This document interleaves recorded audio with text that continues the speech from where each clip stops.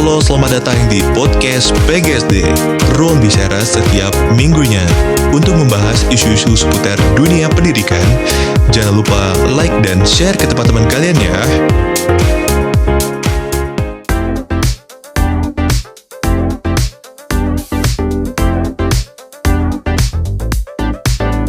PGSD lebih baik PGSD.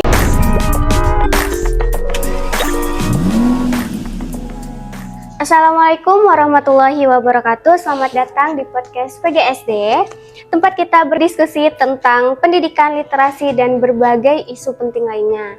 Nah, perkenalkan saya Siti Laida Hasna Nabila. Pada episode kali ini kita mempunyai topik yang sangat-sangat menarik, yaitu strategi dan tips calon pendidik dalam menghadapi tantangan pendidikan di era 5.0. Nah, hari ini kita kedatangan tamu yang sangat-sangat menginspirasi untuk membagikan wawasan dan pengalamannya, yaitu kita sambut Ibu Febrina David, SPD MPD. Oke, sebelumnya bagaimana kabarnya Ibu? Ibu sehat, Laida. Iya, alhamdulillah. Kalau tidak salah kemarin Laida lihat di Instagram Ibu nih, postingan Ibu. Kalau boleh tahu ada kegiatan apa ya Bu ke sana? Minggu lalu itu UIR mengadakan kegiatan BIMTEK, pengisian SIM keuangan. Di sana kita mengisi rancangan anggaran belanja kita selama 1 tahun ke depan. Kemudian di situ Prodi dibuatkan bimbingan teknis bagaimana caranya Prodi membuat anggaran. Kemudian nanti ketika Prodi ingin mengajukan anggaran itu melalui web kembali atau aplikasi itu kembali. Selama berapa hari Ibu di sana? Kemarin kegiatan yang dari UIR itu selama 3 hari, tapi dimulai dari Kamis malam, Jumat, Sabtu, dan Minggu. Jadi ini adalah kegiatan pertama kali bagi UIR ketika segala sesuatu itu dilakukan by web atau by system, karena UIR kan sekarang lagi mencanangkan teknologi yang berbasis 5.0 tersebut. Oke, baik. Mungkin Ibu boleh sedikit perkenalan diri dulu Ibu. Perkenalan singkat ya? Iya, perkenalan singkat. Kalau dari nama mungkin Laida sudah tahu, Ibu Febrina David. Biasanya mahasiswa manggil Febi atau Bu Febri, ada juga. Kemudian kalau untuk kelahiran mungkin kita nggak terlalu jauh beda. Oh, Masya Allah. Laida kelahiran berapa? 2003 Ibu. Oh, 2003. Ibu 90, masih beda 13 tahun. Jadi nggak terlalu jauh. Kemudian kalau untuk keluarga, Ibu sudah punya 2 anak. Dengan 1 suami. Mudah-mudahan ini untuk sampai mati. Amin. Kemudian Ibu kebetulan di dosen-dosen PGSD itu kita dosen-dosennya mungkin seusia, jadi memang udah dalam tidak terlalu jauh jarak usia, rata-rata itu di kelahiran 90. Untuk pendidikan, Ibu dulu S1-nya di Universitas Negeri Padang, kemudian S2 Ibu di Universitas Pendidikan Indonesia, dan sekarang Ibu sedang S3 di Universitas Negeri Medan. Jadi kita sama-sama mahasiswa semester 5. Masya Allah. Laida semester 5, Ibu juga semester 5. Oke. Sebelumnya Bu, boleh menceritakan sedikit nggak sejarah singkat tentang PGSD nih Bu? Kalau sejarah singkat tentang PGSD FKIP UIR, FKIP UIR itu berdirinya sebenarnya di tahun 2016. Jadi SK pertama kita itu di September 2016, tetapi karena di tahun tersebut UIR sudah melakukan penerimaan mahasiswa, akhirnya kita menerima mahasiswa pertama itu tahun 2017. Jadi mahasiswa perdana PGSD FKIP UIR itu di Agustus 2017. Kemudian berarti Laila sekarang angkatan berapa? Angkatan 17, 18, 19, 20, 21, 22. Berarti angkatan ke-6 2022. Kemudian kita juga sudah ada alumni, dan alumni kita juga sudah ada yang jadi PNS dan menjadi guru juga, kemudian sudah ada menjadi dosen juga, dan alhamdulillahnya setiap tahunnya mahasiswa PGSD itu bertambah dan bertambah. Mungkin ini adalah sesuai dengan visi kita dari awal, karena kebutuhan masyarakat tentang PGSD itulah yang menyebabkan mahasiswa kita itu selalu bertambah setiap tahunnya. Kalau kemarin itu berapa ya Bu? Banyak sekali ya Bu? Untuk Mahasiswa. tahun 2024 itu mahasiswa kita memang yang paling banyak di FKIP itu 457. Jadi dari tahun ke tahun mahasiswa PGSD itu selalu bertambah. Ibu masih ingat di tahun 2017 itu mahasiswa kita 123 orang. Dari 123 sudah 7 angkatan atau 8 angkatan ya. Itu sampai di 1.700-an kalau yang sampai 2024 ini. Karena kan setiap tahun itu ada yang wisuda, ada yang masuk, ada yang keluar, ada yang masuk. Cuman yang paling banyak kita itu penerimaannya di tahun 2024 itu sekitar 457 orang. Berarti banyak banget ya Bu. Alhamdulillah. Nah kan kita banyak nih mahasiswa yang masuk ke jurusan PGSD. Nah untuk PPG sendiri itu biasanya dilaksanakan di gedung mana ya Bu? Kalau untuk PPG itu kita perkuliahannya di gedung C. Di gedung C. Cuman kan sekarang FKIP kondisinya baru ada PPG itu baru 4 prodi, yaitu bahasa Indonesia, bahasa Inggris, seni pertunjukan, dan biologi. Oke. Nah sekarang kan Ibu menempati jabatan sekretaris prodi ya Bu. Nah untuk dosen program studi PGSD ini seluruhnya ada berapa Bu? Kalau untuk dosen, karena kita di sini ada dosen home base, ada dosen tetap. Jadi kalau dosen home base kita ada 10 dosen. Kemudian kalau untuk dosen yang mengajar di PGSD itu di semester ganjil 2024-2025 ini ada 79 orang. Karena kita di sini karena kan mahasiswa banyak, sedangkan dosen home base kita sedikit. Tapi kita tidak kekurangan dosen karena kita mengambil dari dosen-dosen berbagai program studi yang ada di FKIP, baik pada program studi pendidikan matematika, program studi pendidikan biologi, program studi pendidikan seni pertunjukan, bahasa Indonesia, kemudian akuntansi, penjas, itu semua mengajar di PGSD sesuai dengan bidang keahlian masing-masing dosen. Karena kan kita di PGSD itu ada mata kuliah inti, mata kuliah inti lah disesuaikan dengan bidang keahlian dosennya. Oke, baik. Harapan Ibu untuk PGSD dan mahasiswa gitu apa ya Bu?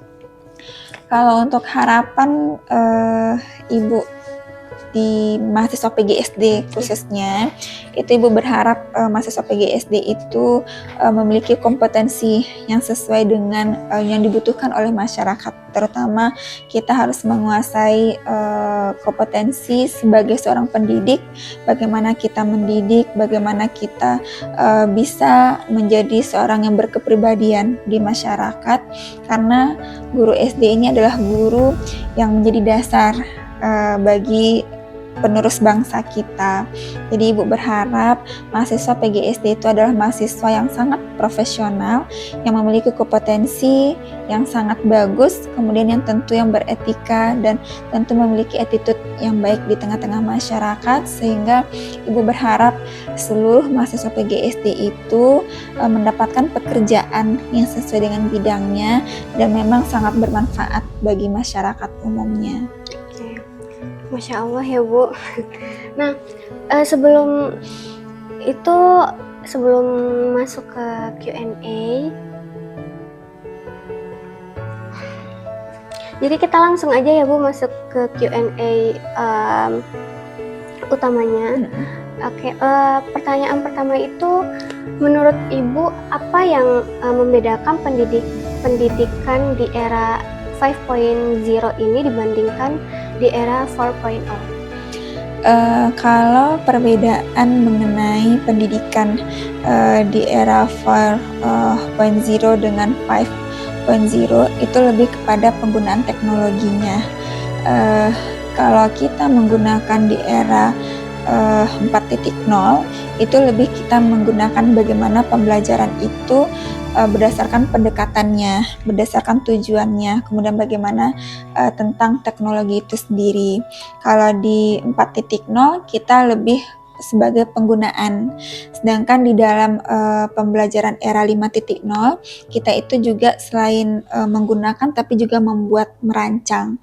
Jadi kita di sini berkolaborasi antara manusia dengan teknologi. Jadi bagaimana kita menyatu dengan teknologi sehingga kita sebagai pendidik itu di dalam merancang pembelajaran selalu menggunakan teknologi, tetapi tentu ada batasan bagaimana kita menggunakan teknologi tersebut. Oke, baik Ibu. Lalu untuk pertanyaan kedua nih Bu, apa aja ya tantangan yang menurut Ibu akan sering dihadapi oleh calon pendidik di era 5.0 ini? Kalau untuk tantangan itu pasti setiap era memiliki tantangan dan tidak terkecuali juga di era 5.0 karena setiap kehidupan memiliki tantangan karena namanya hidup akan selalu ada tantangan. Nah, kalau menurut Ibu tantangan terbesar di era 5.0 itu adalah bagaimana kita menyesuaikan kontribusi teknologi terhadap kehidupan kita. Jangan sampai teknologi yang lebih berkuasa dari kehidupan kita, tetapi kita harus seimbangkan antara teknologi dengan kehidupan, teknologi dengan sosial. Nah, di sini lebih banyaknya itu individualnya. Jadi individual kita dalam menggunakan teknologi itu harus kita minimkan. Nah, sebaiknya kita di dalam penggunaan era teknologi itu menyeimbangkan antara sosial dan teknologi. Karena kan semakin canggih teknologi, Ibu melihat individual seseorang itu semakin tinggi. Nah, sebaiknya itu yang kita kurangi. Kita sebagai calon pendidik itu harus menyeimbangkan antara sosial siswa dengan penggunaan teknologi siswa. Jadi tantangan terbesarnya itu lebih kepada penyeimbangan antara teknologi dan kehidupan sosial siswa kita ataupun kita sebagai calon pendidik. Oke, baik Ibu. Nah, selanjutnya nih pertanyaan ketiga ya Bu. Dari pengalaman Ibu nih, seberapa penting ya teknologi dalam pendidikan saat ini dan keterampilan apa aja yang sebaiknya dikuasai oleh calon pendidik agar bisa memanfaatkan dengan sangat baik gitu? Kalau menurut Ibu penting. Jadi teknologi itu sangat penting dalam kita sebagai seorang pendidik ataupun sebagai calon pendidik. Karena dengan teknologi kita membuat sesuatu itu gampang atau mudah. Apalagi dengan banyaknya sekarang teknologi-teknologi atau aplikasi-aplikasi yang bisa kita gunakan dalam proses pembelajaran. Apalagi ketika kita menjadi seorang guru atau pendidik, kita tidak bisa terlepas dari yang namanya media pembelajaran.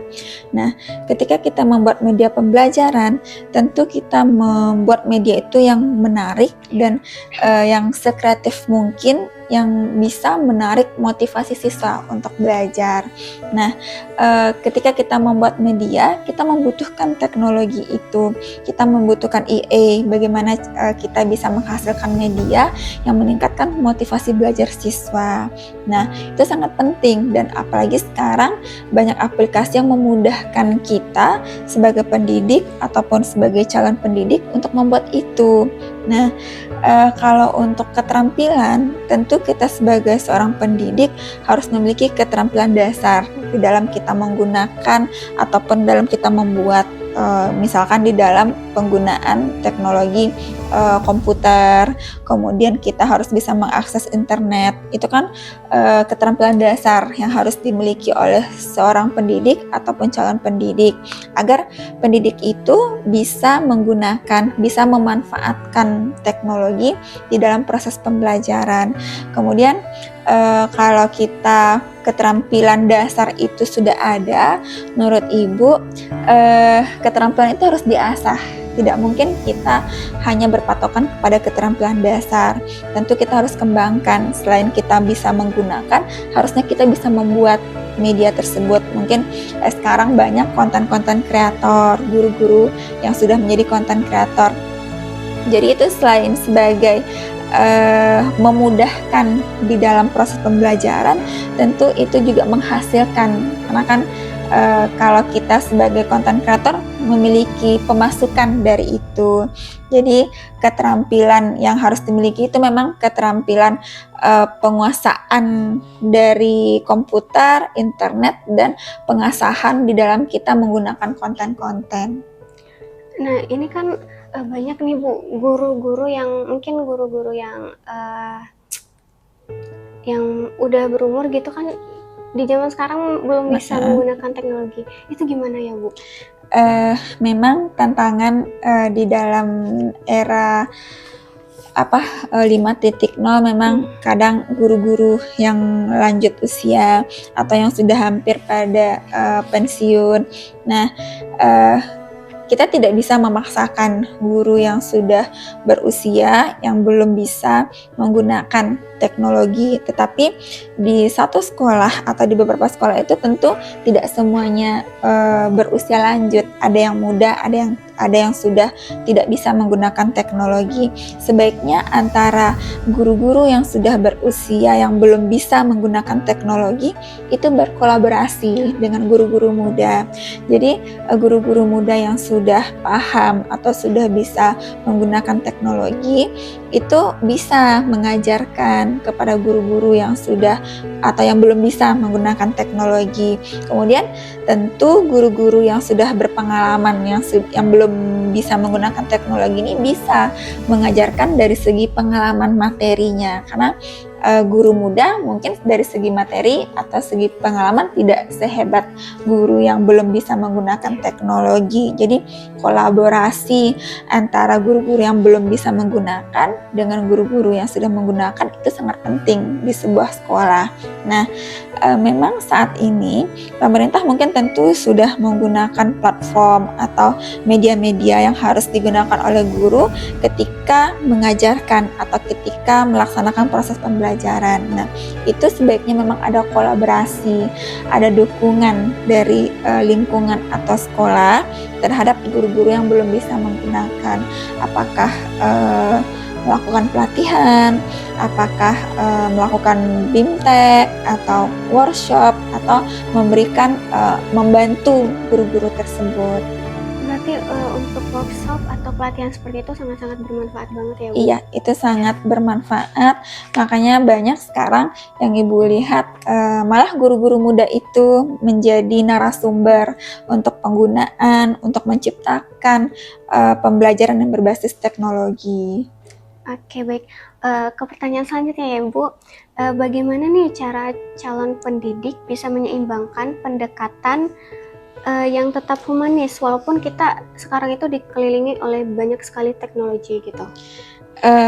Keseimbangan antara teknologi dan humanisme itu sangat penting, karena kan kita tidak akan selalu bergantung kepada teknologi.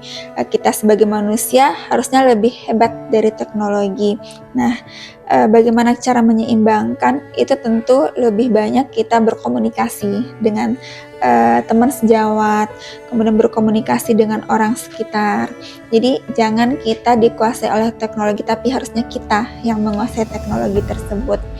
Jadi kalau seandainya kita ingin menjadi guru yang humanis berbasis teknologi, ini kita harus menyeimbangkan antara iman kita, antara sosial kita, dan antara teknologi kita.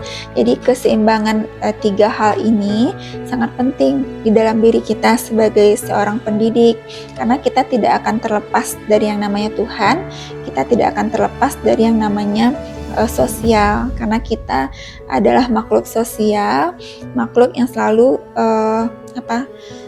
membutuhkan orang lain. Jadi antara sosial dan antara teknologi itu harus diseimbangkan. Nah, supaya di dalam proses pembelajaran itu kita tetap bisa menyeimbangkan, kita harus sering komunikasi dengan orang tua siswa. Itu sangat penting. Jadi meskipun sekarang mungkin karena kita sudah lepas dari COVID, kalau zaman COVID kan itu pembelajaran kita luring. Daring gitu kan, kita berbasis teknologi, sedangkan kita itu harus komunikasi antara kita dengan orang tua, komunikasi kita antara kita dengan teman sejawat. Jadi teknologi itu akan seimbang apabila komunikasi di antara kita itu seimbang. Oke, pertanyaan selanjutnya Ibu, seberapa penting kolaborasi antara pendidikan di era 5.0 ini, atau ada rekomendasi platform nggak dari Ibu sendiri? Kalau tadi kita udah bahas ya pentingnya, memang tentu penting. Kalau untuk platform itu banyak sekarang platform-platform yang berbasis teknologi. Kalau kita mungkin di UIR sendiri itu ada menggunakan beberapa platform untuk proses pendidikan. Itu ada Cerdas, ada Sip Edu, itu untuk proses pembelajaran. Tetapi kalau di sekolah Ibu lihat dan Ibu baca, itu ada yang platform Merdeka, kemudian ada beberapa platform untuk pembelajaran lainnya. Dan seperti media sosial itu juga ada sekarang yang digunakan oleh guru di dalam proses pembelajaran. Jadi media sosial tidak hanya sebagai media untuk bikin status atau share-share yang tidak bermanfaat, tapi malah sekarang media sosial itu dijadikan sebagai platform untuk proses pembelajaran juga. Jadi seperti mungkin ada proses pembelajaran itu yang mengenai bercerita atau mengekspos sesuatu, itu kan bisa melalui media sosial, atau ada tugas mungkin bisa media sosial. Jadi ada saing di dalam media sosial tersebut antar mahasiswa ataupun antar peserta didik kita. Berarti untuk platform itu berarti kalau untuk membuat konten edukasi mungkin bisa ya Bu? Iya, tentu banyak platform yang berbasis untuk konten-konten di dalam proses pembelajaran. Apakah itu dari jenis-jenis media yang bisa kita gunakan, mungkin apa saja aplikasi untuk membuat media pembelajaran, mungkin salah satunya seperti Canva, atau mungkin kalau sekarang untuk membuat video-video pembelajaran itu bisa mungkin Leda yang lebih paham daripada Ibu, karena mahasiswa sekarang itu lebih kreatif, apa saja cara menggabungkan video, kemudian cara-cara membuat video pembelajaran. Malah anak muda sekarang yang lebih banyak menghasilkan video-video pembelajaran atau media-media pembelajaran yang sangat kreatif dan interaktif antara guru dan siswanya. Iya, betul banget Bu. Apalagi kan di TikTok anak muda sekarang kan banyak banget menggunakan TikTok gitu kan Bu.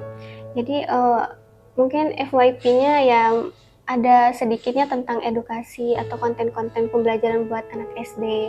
Itu benar-benar memang sangat bermanfaat sekali. Malah sepertinya ada seperti kompetisi ya. Jadi itu kan seperti ada daya juang atau daya saing antar guru. Itu gimana caranya supaya menghasilkan media pembelajaran yang kreatif tetapi tidak meninggalkan tugas utamanya sebagai seorang guru atau sebagai pendidik. Jadi di samping dia mencerdaskan, dia juga bisa menghasilkan sesuatu kan yang bermanfaat bagi orang lain.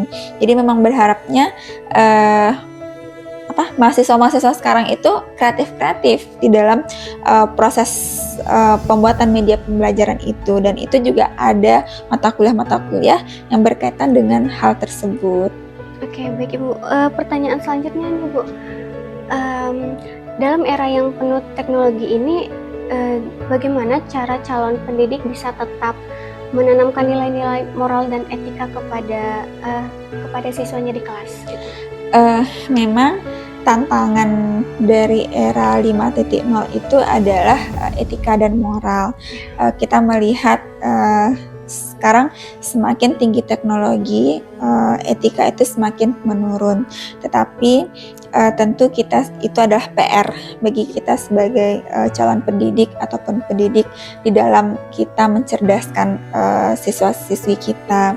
Tetapi kalau kita seandainya menanamkannya, segala sesuatunya itu tergantung dari literasinya. Jadi kalau kita menanamkan kepada anak mana hal baik, mana hal buruk, kemudian apa efek dari yang dilakukan, apa efek negatif, apa efek positif, dan kita selalu mengingatkan kepada anak apa dampak dari yang telah dilakukan. Nah, ketika kita mengingatkan dampak, ketika kita memberikan contoh apa negatif dan positif, itu kita berharap mereka bisa menjadi kritis di dalam mereka menjalankan sesuatu, termasuk penggunaan gadget ataupun penggunaan teknologi bagi siswa-siswi kita. Itu memang harus ada komunikasi yang bagus antara kita sebagai guru dengan orang tua, dan kita memang harus menekankan itu kepada anak, dan itu akan menjadi sangat sulit, apalagi anak-anak sekarang yang manja dengan teknologi. Itu memang butuh kedisiplinan kita kepada anak, tetapi memang harus dengan perlahan atau dengan pendekatan yang humanis, pendekatan yang secara secara real lah kepada anak. Bagaimana kita menceritakan kepada anak, kalau kamu melakukan ini efeknya, ketika kamu melakukan ini efeknya. Nah, kita sebaiknya memang menekankan bagaimana cara etika itu kepada anak, dan itu tantangannya. Seperti kita lihat sekarang, guru-guru itu banyak yang dipidanakan. Iya, betul, Bu. Karena kan itu tadi efek teknologi tadi, karena kita diikat oleh undang-undang, atau itu tadi komunikasi yang tidak baik antara orang tua dengan guru. Kalau seandainya komunikasi antara orang tua dan guru itu baik, tidak mungkin guru atau orang tua asal lapor tanpa dia konfirmasi dulu kepada guru. Nah, kita sebagai seorang pendidik itu memang harus terjalin komunikasi yang bagus dengan orang tua gitu.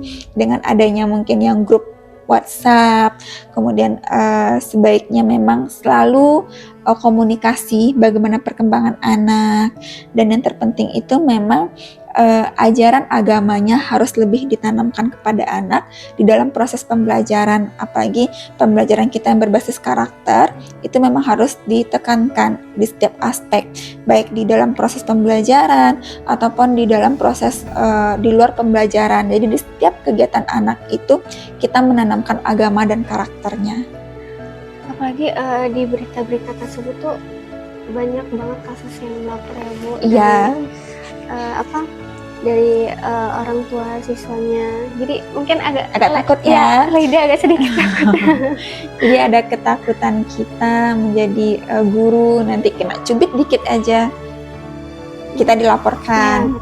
Ya, memang ada orang tua yang terbuka untuk hal tersebut, ada orang tua yang tidak. Jadi kan ibu sebagai pendidik dan sebagai orang tua, memang ada ibu memperhatikan, ada kalanya kita sebagai orang tua tidak menerima apa yang dilakukan oleh guru kepada anak kita. Tetapi kalau kita komunikasikan dengan baik dengan guru, itu akan mengurangi kesalahpahaman kita sebagai orang tua terhadap pendidik, dan itu memang sangat penting komunikasi itu.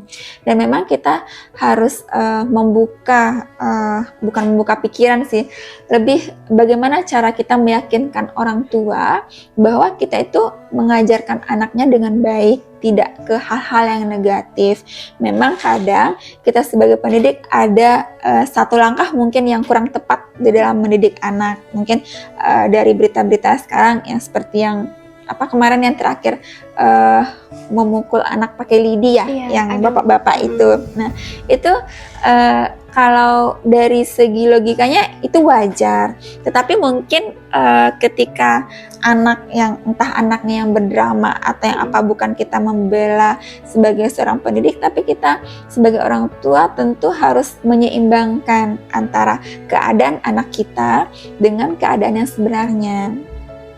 Kadang memang ada orang tua yang tidak bisa menerima kekurangan anak. Nah, kita sebagai pendidik harus meyakinkan itu. Kita harus sampaikan bagaimana perkembangan anak supaya orang tua sadar kalau anak mungkin yang di rumah dengan yang di sekolah itu berbeda. Jadi memang komunikasi itu sangat penting di dalam kita menjadi seorang guru. Oke, terakhir nih Bu, apa pesan Ibu untuk calon pendidik yang sedang mempersiapkan diri nih menghadapi tantangan di era pendidikan di 5.0 ini? Kalau lebih kepada saran ya, atau untuk sebagai pendidik, yang pertama itu tentu kita harus keterampilan dasar kita tadi itu tentu diasah lebih bagus lagi. Kemudian keterampilan kita di dalam bersosial juga harus ditingkatkan lagi, karena antara kemampuan dan keterampilan itu harus seimbang. Jadi ketika kita sudah menguasai teknologi, ketika kita sudah bisa menghasilkan sesuatu, tentu kita butuh sosialnya. Jadi keterampilan sosial juga dibutuhkan dan perlu dikembangkan lagi. Kemudian etika dan attitude kita juga, atau moral kita sebagai pendidik pun tentu harus kita tingkatkan. Karena dari segi bahasa kita kepada orang tua itu kan kayak Laida nanti kan orang tuanya mungkin sudah berumur atau sudah 40-an. Nah, tentu komunikasi itu juga Laida harus pahami bagaimana cara kita menghadapi orang dengan usia ini, orang usia ini, itu juga kita harus pahami. Jadi karena komunikasi itu sebenarnya tergantung dari lawan bicara kita. Jadi kadang mungkin Laida juga merasakan kok dosen ini agak kiler, tapi dengan mahasiswa ini enggak, dosennya biasa aja gitu. Karena itu komunikasi itu sebenarnya baik tidak baiknya itu tergantung dari lawan bicara. Jadi kita sebagai seorang calon pendidik ini, ketika kita ingin menguasai teknologi, kuasai juga sosial dan emosional itu. Jadi antara sosial dan emosional serta keterampilan profesi atau kompetensi profesi itu juga harus ditingkatkan. Oke, baik Ibu. Nggak kerasa banget ya Bu, perbincangan pada hari ini tuh menarik sih. Cuma mungkin karena kita perbincangan sekarang ini singkat gitu, jadi terima kasih banyak kepada Ibu Febri sudah memberikan ilmunya atau pengalamannya gitu di podcast hari ini. Nah, tadi juga Laida dapat sedikit menyimpulkan bahwasanya untuk strategi dan tips di era 5.0 ini tuh kita tuh harus menyeimbangkan penggunaan teknologi ya Bu, dan meningkatkan literasi digital juga, serta mempersiapkan calon pendidik itu harus lebih berani menghadapi tantangan yang berkaitan dengan penegakan teknologi. Oke, terima kasih Ibu. Sama-sama. Jadi untuk mengakhiri kita pakai slogan PGSD dulu. Boleh.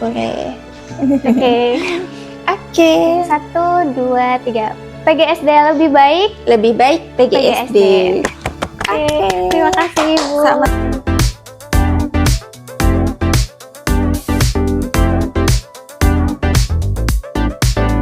PGSD lebih baik PGSD.